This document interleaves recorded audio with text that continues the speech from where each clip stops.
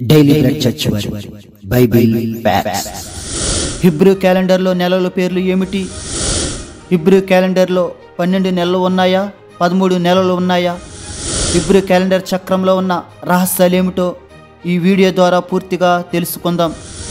ప్రస్తుత ప్రపంచంలో Gregorian calendar ప్రకారం దినములు, నెలలు, సంవత్సరములు లెక్కగడుతున్నాము. దీనికంటే ముందు జూలియన్ క్యాలెండర్ వాడుకలో ఉండేది.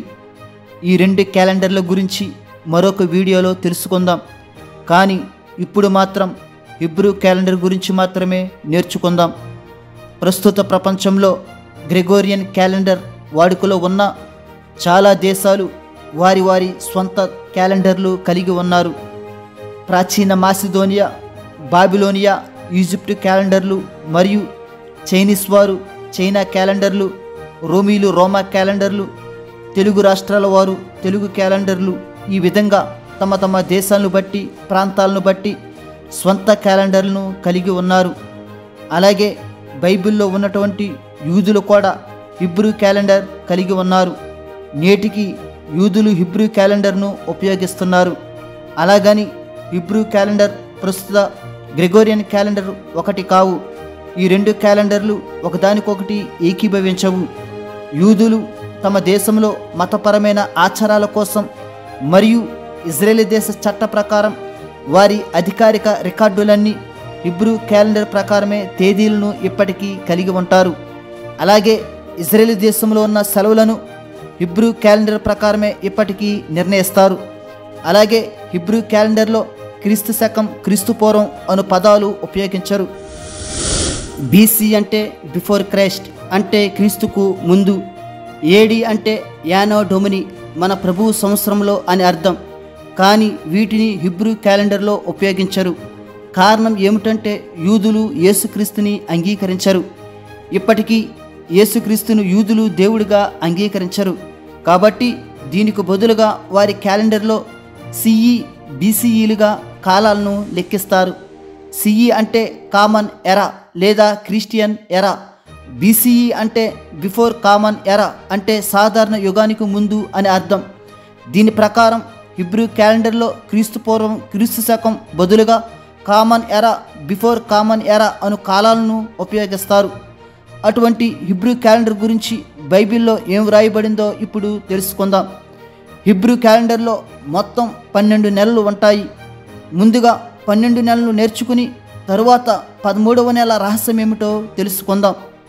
మొదటి నెల అబీబ్ నెల. దీనిని నిస్సాన్ అని కూడా పిలుస్తారు. యూదుల క్యాలెండర్ ప్రకారం సంవత్సరంలో అబీబ్ నెల మొదటిది. ఈ నెల 30 రోజులు కలిగి ఉంటుంది.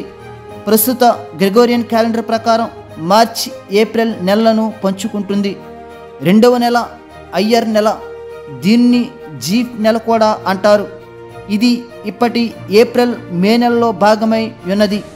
ఇది 29 రోజులు కలిగి ఉంటుంది.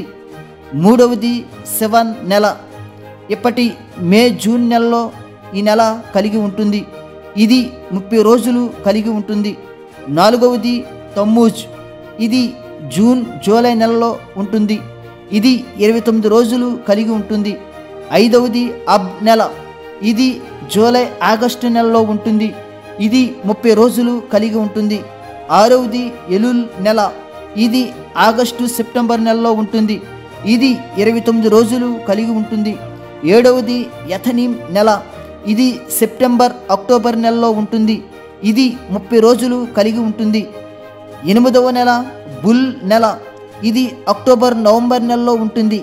ఇది 29 లేదా 30 రోజులు కలిగి ఉంటుంది. తొమ్మిదవ నెల కిస్లేవ్ నెల.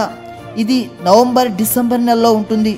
ఇది 30 లేదా 29 రోజులు కలిగి ఉంటుంది. 10వ నెల టెబెత్ నెల. ఇది డిసెంబర్, జనవరి నెలలో ఉంటుంది. ఇది 29 రోజులు కలిగి ఉంటుంది. 11వ నెల షబాత్ నెల. ఇది జనవరి, ఫిబ్రవరి నెలలో ఉంటుంది. ఇది 30 రోజులు కలిగి ఉంటుంది. 12వ నెల ఆధార్ నెల. ఫిబ్రవరి, మార్చి నెలలో ఇది కలిగి ఉంటుంది.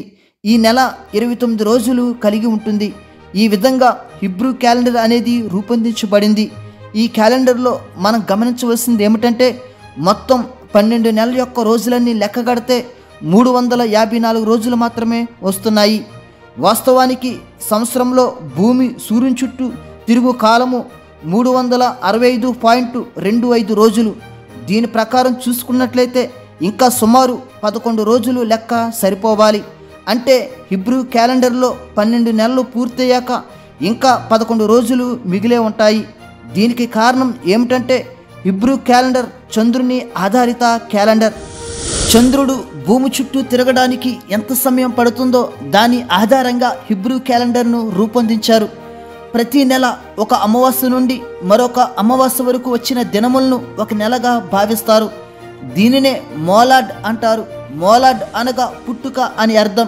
ఈ విధంగా చంద్రుని అమావాస్య నుంచి అమావాస్య వరకు రోజులు లెక్క కట్టడం ద్వారా సంవత్సరానికి 354 రోజులు హిబ్రూ క్యాలెండర్ కలిగి ఉంది. వాస్తవానికి ఇంకా 365 రోజులకు 11 రోజులు మిగిలే ఉన్నాయి. ఇప్పుడు ఆ 11 రోజులను హిబ్రూ క్యాలెండర్లో ఎలా పూరించారో ఇప్పుడు తెలుసుకుందాం. మిగిలిన 11 రోజులను 13వ నెలగా నిర్ణయించారు. ఈ 13వ నెలను ఆధార్ 2 నెల అంటారు. ఈ 13వ నెల ప్రతి సంవత్సరంలో భాగమై ఉండదు. కొన్నిసార్లు హిబ్రూ క్యాలెండర్ సంవత్సరంలో 12 నెలలు కలిగి ఉంటే కొన్నిసార్లు సంవత్సరంలో హిబ్రూ క్యాలెండర్ 13 నెలలు కలిగి ఉంటుంది. అది ఎలాగో ఇప్పుడు తెలుసుకుందాం. రాబోయే ప్రతి 19 సంవత్సరముల చక్రంలో 7 సార్లు 13వ నెల చేర్చబడుతుంది. దీనినే మెటోనిక్ చక్రం అంటారు. అంటే ఈ చక్రంలో రాబోయే 19 సంవత్సరంలో 3వ సంవత్సరం, 6వ సంవత్సరం, 8వ సంవత్సరం, 11వ సంవత్సరం, 14వ సంవత్సరం, 17వ సంవత్సరం, 19వ సంవత్సరంలో 13వ నెల చేర్చబడుతుంది. మిగిలిన సంవత్సరాలన్నీ హిబ్రూ క్యాలెండర్ 12 నెలలు కలిగి ఉంటుంది.